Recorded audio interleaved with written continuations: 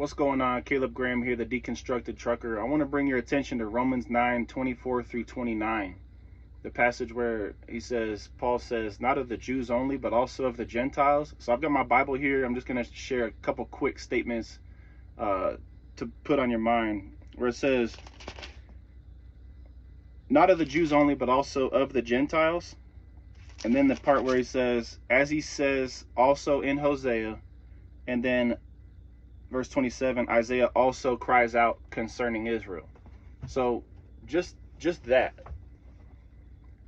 is so powerful, because in that one state or set of statements, he does what I like to say, he gives the floor to the topic of the Gentiles. So everybody today in Christianity, ultimately you have to be a Gentile to be part of this story.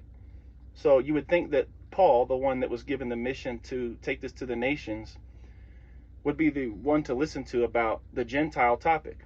So that is the ideal place for you to learn about who the Gentiles are, is a place where he puts it in focus. He's like, not of the Jews only, but also of the Gentiles. In other words, he's basically saying, hey guys, it's here.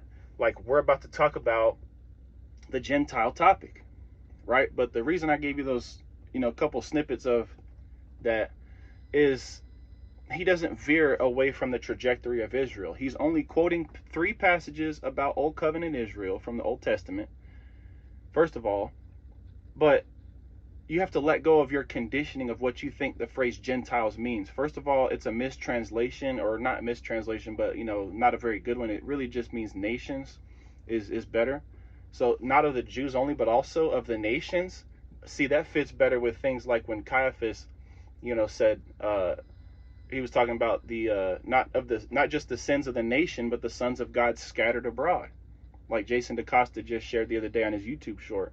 Or the sheep not of the Jewish fold, but those afar off, right? So it makes more sense with that, where it's like, not of the Jews only, but also of the nations, as he says in Hosea, quotes Old Covenant Israel's passages, right? And then he says Isaiah also cries out concerning Israel. So for him to be also crying out concerning Israel means what he was getting at with Hosea was about Israel, but he just started talking about the Gentiles. So the real fact is he's talking about the Israelites in the nations, because he's not leaving the trajectory. He's not leaving the focus of Israel, even though he just presented or gave the floor to the topic that people think is where it goes beyond Israel.